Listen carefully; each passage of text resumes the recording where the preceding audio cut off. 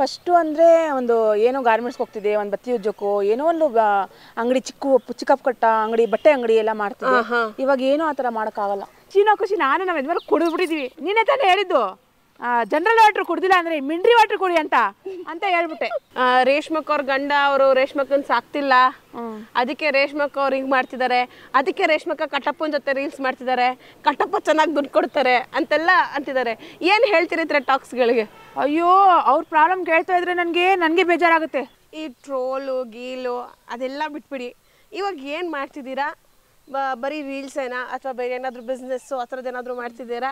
Business ಅಂದರೆ first ನಾನು ಬತ್ತಿ ಉಜ್ಜಕ್ಕೆ ಮನೆ ಕೆಲಸಕ್ಕೆ ಏನು ಬೇಕಾದರೂ ಹೋಗ್ಬೋದಿತ್ತು. ಬಟ್ ಇವಾಗ ಇದೆಲ್ಲ ಆದಮೇಲೆ ಗಿಚ್ಚಿಗಿಲಿಲು ಹೋದ್ಮೇಲೆ ನಾವು ಇವಾಗ ಇದು ಆದಮೇಲೆ ಇಂಪ್ರೂವ್ಮೆಂಟ್ ಆದಮೇಲೆ ಎಲ್ಲೂ ಹೋಗೋಕ್ಕಾಗ್ತಲ್ಲ. ಅಂದರೆ ರೇಷ್ಮಕ್ ಅವ್ರು ಬಿರಿಯಾನಿ ಸೂಪರಾಗಿ ಮಾಡ್ತಾರೆ, ಹೋಟ್ಲ್ ಇತ್ತು ಚೆನ್ನಾಗಿರುತ್ತೆ ಅಂತ. ಹೋಟ್ಲಿ ಇಡ್ಬೋದು, ಬಟ್ ನಮಗೆ ಇದು ಜನಗಳು ನೋಡೋ ಪ್ರಕಾರ ನಾವು ಏನು ಮಾಡೋಕ್ಕಾಗ್ತಲ್ಲ ಇವಾಗ. ಅಂದ್ರೆ ತುಂಬಾ ಒಳ್ಳೆ ಕಮೆಂಟ್ ಕೊಡೋರಿದ್ದಾರೆ, ತುಂಬಾ ಕೆಟ್ಟ ಕಮೆಂಟ್ ಕೊಡೋರಿದ್ದಾರೆ. ಹೌದು, ಅಂಥದ್ರಲ್ಲಿ ನಾವು ಒಂದು ಬಿಸ್ನೆಸ್ ಮಾಡೋಣ ಅಂದ್ರೂ ಆಗ್ತಾ ಇಲ್ಲ, ಒಂದು ಇವಾಗ ಕೆಲ್ಸಕ್ಕೆ ಹೋಗೋಣ ಅಂದ್ರೂ ಆಗ್ತಾ ಇಲ್ಲ. ಯಾರು ತಗೊಳ್ಳಲ್ಲ ನಂಗೆ. ಹೌದು, ಅಂದ್ರೆ ಎರಡೂ ಕಡೆ ಪಾಸಿಟಿವ್ ನೆಗೆಟಿವ್ ಇರಬೇಕಾದ್ರೆ ರೀಲ್ಸೇ ಮಾಡ್ಬೇಕು. ಅದೇ ಅದನ್ನೇ ಮಾಡ್ಬೇಕು. ಈಗ ಅದರಿಂದ ಜೀವನ ನಡೀತಿದ್ಯಾ? ಇಲ್ಲ, ಫಸ್ಟು ಅಂದ್ರೆ ಒಂದು ಏನೋ ಗಾರ್ಮೆಂಟ್ಸ್ಗೆ ಹೋಗ್ತಿದೆ, ಒಂದು ಬತ್ತಿ ಉಜ್ಜಕ್ಕೋ ಏನೋ ಒಂದು ಅಂಗಡಿ ಚಿಕ್ಕ ಕಟ್ಟ ಅಂಗಡಿ ಬಟ್ಟೆ ಅಂಗಡಿ ಎಲ್ಲ ಮಾಡ್ತಿದ್ದೆ. ಇವಾಗ ಏನೂ ಆ ಥರ ಮಾಡೋಕ್ಕಾಗಲ್ಲ. ಅಂದರೆ ಜನ ನೋಡೋದೇ ಒಂದು ಕೆಟ್ಟ ಥರದಿಂದ ನೋಡೋದು, ಬೇಕು ಅಂತಾನೆ ಬರೋದು, ಚಿಡಾಯಿಸೋದು ಅದೆಲ್ಲ ಮಾಡ್ಬಿಟ್ಟು ಹೋಗ್ತಾ ಇರ್ತಾರೆ. ಫಸ್ಟ್ ಜೀವನಕ್ಕೂ ಈ ಜೀವನಕ್ಕೂ ತುಂಬ ಕಷ್ಟ ಇದೆ. ಅಂದರೆ ಸೆಲೆಬ್ರಿಟಿ ಆಗೋದೇ ತಪ್ಪು ಅಂತ ಅನ್ಸುತ್ತೆ ಒಂದೊಂದ್ಸಲಿ ಆ ಥರ ಅನಿಸುತ್ತೆ. ಬಟ್ ಏನು ಗೊತ್ತಾ, ಗಂಡಸರು ಗಂಡು ಮಕ್ಕಳು ಹೆಂಗೋ ಒಂದು ಜೀವನ ಮಾಡ್ಕೋತಾರೆ. ಬಟ್ ಹೆಣ್ಮಕ್ಳಾಗಿ ನಾವು ಏನು ಮಾಡಬೇಕು ಅಂತಲೇ ತೋಚಲ್ಲ. ನಿಜ, ಎಲ್ರಿಗೂ ಅದೇ ಥರ ಪರಿಸ್ಥಿತಿ. ಒಂದೊಂದ್ಸಲಿ ಕೈಯಲ್ಲಿ ಒಂದೊಂದು ರೂಪಾಯಿನೂ ಇರಲ್ಲ, ಊಟಕ್ಕೂ ಇರಲ್ಲ. ಆವಾಗ ನಾವು ಏನಪ್ಪ ಮಾಡೋದು? ಒಂದು ಸಣ್ಣಕ್ಕೆ ಫಸ್ಟಿನ ಜೀವನನೇ ತುಂಬ ಚೆನ್ನಾಗಿತ್ತು. ಏನೋ ಒಂದು ಗಾರ್ಮೆಂಟ್ಸ್ಗೆ ಹೋಗೋ ನಾವು ದುಡ್ಕೊಂಡು ತಿಂತಾಯಿದ್ವಿ, ಎಲ್ಲೋ ಒಂದು ಬಟ್ಟೆ ಅಂಗಡಿಗೆ ಹೋಗ್ತಾಯಿದ್ವಿ, ಏನೋ ಒಂದು ಮಾಡ್ತಾಯಿದ್ವಿ. ಇವಾಗ ಕೆಲಸನೂ ಕೊಡೋರು ಇರಲ್ಲ. ನೀವು ನಿಮ್ಗೆ ಯಾಕೆ ಕೆಲಸ? ನೀವು ಶೂಟಿಂಗಲ್ಲಿ ಇದ್ದೀರಾ, ನೀವು ಫೇಮಸ್, ನೀವೇ ಕೊಡ್ತೀರಾ, ನಾವ್ಯಾಕೆ ನಿಮ್ಗೆ ಕೊಡಬೇಕು ಅಂತ ಹೇಳ್ತಾರೆ. ಅದಾದ್ರೆ ಆ ದುಡ್ಡಾದ್ರೆ ನಾವು ನಮ್ಗೆ ತಿಂಗ್ಳಿಗೆ ಕರೆಕ್ಟಾಗಿ ಬೀಳ್ತಿತ್ತು. ಇದು ಶೋಸು ಅದು ಇದು ಏನಾದ್ರು ಇದ್ರೆ ಒಂದು 3 ತಿಂಗಳು, 3 ತಿಂಗಳಾದ್ಮೇಲೆ ವಾಟ್ ನೆಕ್ಸ್ಟ್? ಆಮೇಲೆ ಏನ್ ಮಾಡೋಣ ನಾವು? ಅದು ಎಲ್ರಿಗೂ ಕಷ್ಟ. ಗಿಚ್ಚಿಗಿಲಿಗಿಲಿಗೆ ಯಾಕೆ ಹೋಗ್ಬೇಕು ಅನಿಸ್ತು ನಿಮ್ಗೆ? ಖುಷಿ ಆಯ್ತಾ ಗಿಚ್ಚಿಗಿಲಿಗೆ ಇದು ಆಫರ್ ಬಂದಾಗ? ಆಕ್ಚುಲಿ ಅಯ್ಯೋ ಖುಷಿ ಅಂತೀರಾ, ಅವಾಗ ಮುಂದೆ ಏನು ಯೋಚನೆ ಮಾಡಿಲ್ಲ. ಫಸ್ಟು ಅಲ್ಲಿಗೆ ಹೋಗೋಣ ಅಂದರೆ, ನಾನು ಓದಿಲ್ಲ ಅಂದ್ರೆ ಪರವಾಗಿಲ್ಲ, ಏನಾದರೂ ಒಂದು ಮಾತಾಡ್ಬೋದೇನೋ. ಹೌದು, ಒಂದು ಓದಿಲ್ಲ ನನಗೆ ಅಂದ್ರೆ ಒಂದು ಟ್ಯಾಲೆಂಟಿಂದ ಮಾಡ್ಬೋದೇನೋ ಅಂತ ಹೇಳ್ಬಿಟ್ಟು ಓಡೋದು ಕಣೋ. ಕರೆ ಬಂತಾ, ಖುಷಿ ನಾನು ನಮ್ಮ ಯಜಮಾನ ಕುಡಿದ್ಬಿಟ್ಟಿದ್ವಿ. ಹೌದಾ? ಅವರು ನಿಮ್ಮ ಹಸ್ಬೆಂಡ್ ಅವರು ಫುಲ್ ಖುಷಿ ಪಟ್ರ? ಅಯ್ಯೋ, ಅವ್ರು ನನ್ಕಿಂತ ಜಾಸ್ತಿ ಖುಷಿ ಪಟ್ಟಿದ್ದು ಅವರೇ. ನನ್ಗಂತೂ ಒಂದು ಚೂರು ದುಃಖ ಆಯ್ತು. ಅಂದರೆ ನಾನು ಓದಿಲ್ವಲ್ಲ, ನಾನು ಸ್ಪೇಸ್ ಮಾಡ್ತೀನ, ಅದು ನನ್ನ ಡೈಲಾಗ್ ಹೇಳ್ತೀನ, ಹೆಂಗೋ ಎಂತಾನೋ ಅಂತ ನಾನು ಚೂರು ಯೋಚನೆ ಮಾಡಿದೆ.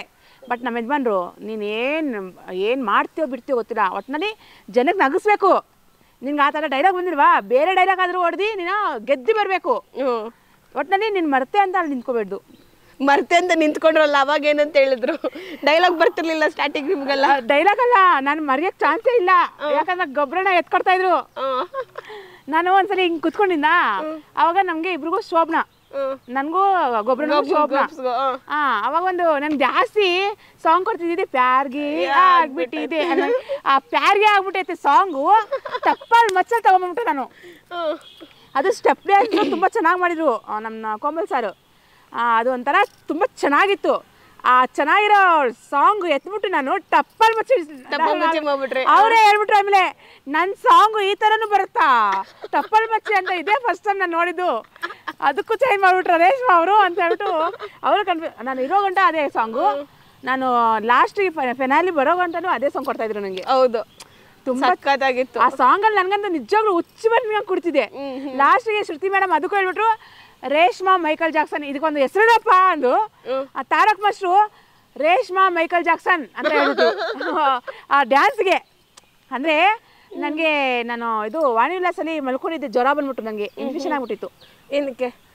ಅದೇ ಇನ್ಫೆಕ್ಷನ್ ಆಗಿ ನನಗೆ ಇನ್ಫೆಕ್ಷನ್ ಆಗ್ಬಿಟ್ಟು, ಅಂದರೆ ಬಾತ್ರೂಮ್ ಎಲ್ಲ ನಾವು ಬೇರೆ ಥರ ಇದು ಮಾಡ್ತೀವಲ್ವಾ, ಅದು ಏನೋ ನನಗೆ ಇನ್ಫೆಕ್ಷನ್ ಆಗ್ಬಿಟ್ಟಿತ್ತು. ಅಡ್ಮಿಟ್ ಆಗಿದ್ದೆ ವಾಣಿವಿಲಾಸಲ್ಲಿ 1 ವಾರ. ಆಮೇಲೆ ಒಂದು ವಾರ ಅಡ್ಮಿಟ್ ಆಗಿದೆ. ಮಾರನೇ ಬೆಳಗ್ಗೆ ಮತ್ತೆ ಫೋನ್ ಮಾಡಿಬಿಟ್ಟು ಚೈತ್ರ ಮ್ಯಾಮು ಇಲ್ಲ ಎದ್ದು ಬನ್ನಿ, ಹಂಗೆ ಹಂಗೆ ಮಲ್ಕೊಂಡೇ ಇರೋಕ್ಕಾಗುತ್ತಾ, ಸ್ಟ್ರಾಂಗ್ ಆಗಿ ನೀವು ಬನ್ನಿ ಅಂತ ಹೇಳಿದ್ರು. ಹೋಗಿ ಕಲ್ತ್ಕೊಂಡೆ 2 ದಿವಸ 2 ಡೇಸ್ ಕಲ್ತ್ಕೊಂಡು ಸ್ಟೇಜ್ ಮೇಲೆ ಹೋದೆ ಹೋದ್ರೆ ಚಳಿ ಜ್ವರ ಬಂದ್ಬಿಡ್ತು ನನಗೆ. ಆವಾಗ ಚಳಿ ಜ್ವರ ಬಂದರೂ ಬರೋಲ್ಲ, ಒಂದು ಚೂರು ಡೈಲಾಗ್ ಮರ್ತೆ. ಬಟ್ ಗೊಬ್ಬರನ ಎತ್ಕೊಟ್ರು ನನಗೆ. ಗೊಬ್ಬರನ ಬಿಡ್ತಿರಲಿಲ್ಲ, ಎತ್ಕೊಡೋರು, ತುಂಬ ಒಳ್ಳೆಯವರು. ಅಂದರೆ ಮೆಂಟರು ತುಂಬ ಒಳ್ಳೆ ಮೆಂಟರ್ ಸಿಕ್ಕಿದ್ರು. ಹೌದು, ಗೊಬ್ಬರನ ಅಂದರೆ ಎಲ್ಲರಿಗೂ ಪ್ರತಿಯೊಂದು ಒಂದು ಹೇಳ್ಕೊಡೋದಾಗ್ಲಿ, ಒಂದು ಮಾತಾಡೋದಾಗ್ಲಿ, ಈ ಥರ ಮಾಡಿ ಅಂತ ಹೇಳ್ಕೊಡ್ತಾ ಇದ್ರು. ಸೂಪರ್ ಆಗಿ ಮಾಡ್ತಾರೆ, ಅರ್ಥ ಆದಂಗೆ ಹೇಳ್ಕೊಡ್ತಾ ಇದ್ರು ನನಗೆ. ನಾನು ಏನೋ ಪುಣ್ಯ ಮಾಡಿದ್ದೀನಿ ಅನ್ಸುತ್ತೆ. ನಾನು ಹೋಗಿದ ಕಡೆ ಎಲ್ಲ ಒಳ್ಳೆಯವ್ರು ಸಿಗ್ತಾರೆ, ಒಳ್ಳೆತನದಿಂದ ಬರ್ತೀನಿ ಅನ್ಸುತ್ತೆ. ತುಂಬಾ ಥ್ಯಾಂಕ್ಸ್ ಅಂತ ಹೇಳ್ಬೇಕು ಗೊಬ್ಬರನಿಗೆ. ಹೌದು. ಆಮೇಲೆ ಎತ್ತಿಕೊಡೋರು ನನಗೆ. ಆಮೇಲೆ ನಾನು ಮರ್ತೋಗ್ಬಿಟ್ಟಿದ್ದೀನಿ ಡೈಲಾಗು. ಮೊಬೈಲಲ್ಲಿ ಏನೋ ಬಂದಿದೆ ನೋಡು ಅಂದ್ರು. ಆಮೇಲೆ ಹೌದು ರೀ, ಮೊಬೈಲಲ್ಲಿ ನಿಮ್ಮ ಮದ್ವೆ ಸೀನ್ ಬೇಡ, ಸೋಮನ ಸೀನ್ ಯಾಕೆ ಅಂತ ಹಾಕೋರೆ ಅಂದೆ. ಓಯ್ಯೋ ಹೇಳಿ ನಕ್ಕಾಡಿ ಸಾಧುಕೋಗಿಲ್ಲ ಸರ್ ಆಗಲಿ, ಕೋಮಲ್ ಸರ್ ಆಗಲಿ, ಶ್ರುತಿ ಮೇಡಮ್ ಆಗಲಿ, ಎಲ್ಲರೂ ನಗೋಗ್ಬಿಟ್ರು. ಅಂದರೆ ನನಗೆ ಒಂದು ಸ್ವಲ್ಪ ತೊದಲಿತ್ತೆ ಮಾತುಗಳು. ಅಂದರೆ ಒಂದು ಇವಾಗ ಲೀಲಾ ನಮ್ಮಮ್ಮ ಆಗೋಳೆ, ಅದರಲ್ಲಿ ಲೀಲಾ. ನಾನು ಚಿಲ್ಲರ್ ಮಂಜಣ್ಣ ನನ್ನ ಫ್ರೆಂಡ್, ನಂಗೆ ಮದುವೆ ಆಗೋರವರು. ಹುಡುಗ ಏನೇ ಕೆಲಸ ಮಾಡ್ತಾವನೆ ಅಂತಾರೆ. ಅಯ್ಯೋ ಅಮ್ಮ, ಹುಡುಗ ಬೆಳಗ್ಗಿಂದ ಸಾಯಂಕಾಲ ಗಂಟ ಕೆಲಸ ಹುಡುಕ್ತಾನಮ್ಮ. ಏನು ಕೆಲಸನೇನ ಅರ್ಜೆಂಟಲ್ಲಿ ಬಾತ್ರೂಮ್ ಮಾಡ್ಕೋತಾರೆ ನೋಡು ಅಂತ ತೋರಿಸ್ತೀನಿ. ಆಮೇಲೆ ಎಂಥ ಹುಡುಗ ಹುಡ್ಕೊಂಡಿದ್ಯಾ ನೀನು ಅಂತ ಹೇಳ್ತಾರೆ ಅವರು. ನೀನೇ ತಾನೇ ಹೇಳಿದ್ದು ಜನರಲ್ ವಾಟ್ರ್ ಕುಡ್ದಿಲ್ಲ ಅಂದರೆ ಮಿಂಡ್ರಿ ವಾಟ್ರ್ ಕುಡಿ ಅಂತ ಹೇಳ್ಬಿಟ್ಟೆ. ನಿರಂಜನ ಅಮ್ಮ ತುಂಬ ಕೆಟ್ಟದಾಗ ಕೇಳಿಸ್ತಮ್ಮ ಅಂದರು. ಅಂದರೆ ನನಗೆ ನಾಲ್ಗೇನೆ ಹೊರಡಲ್ಲ ಅಲ್ಲಿ, ಹೆಂಗೆ ಅಂತ ಹೇಳಿದೆ. ಆಮೇಲೆ ಮತ್ತೆ ಒಂದ್ಸರಿ ಕೇಳಿದೆ, ಅಮ್ಮ ಏನಮ್ಮ ಮಿಂಡ್ರಿ ವಾಟ್ರ್ ಅಂದೆ 3 ಸರಿ. ಆಯ್ತಮ್ಮ ಅಷ್ಟಿಗೆ ಬಿಟ್ಟಾಕು, ಮುಂದೆ ಹೇಳು ನಿಂಗೆ ಬರ್ತಾನೆ. ಆ ಥರ ನನಗೆ ನಾಲ್ಗೆ ಹೊರಡಲ್ಲ. ಕ್ಷಣದ ಸುದ್ದಿಗಳಿಗಾಗಿ ಫ್ರೀಡಂ ಟಿವಿ ಸಬ್ಸ್ಕ್ರೈಬ್ ಮಾಡಿ, ಲೈಕ್ ಮಾಡಿ ಹಾಗೂ ಫಾಲೋ ಮಾಡಿ. ಹೊಸ ಸುದ್ದಿಗಳ ನೋಟಿಫಿಕೇಶನ್ಗಾಗಿ ಬೆಲ್ ಐಕಾನ್ ಮೇಲೆ ಕ್ಲಿಕ್ ಮಾಡಿ.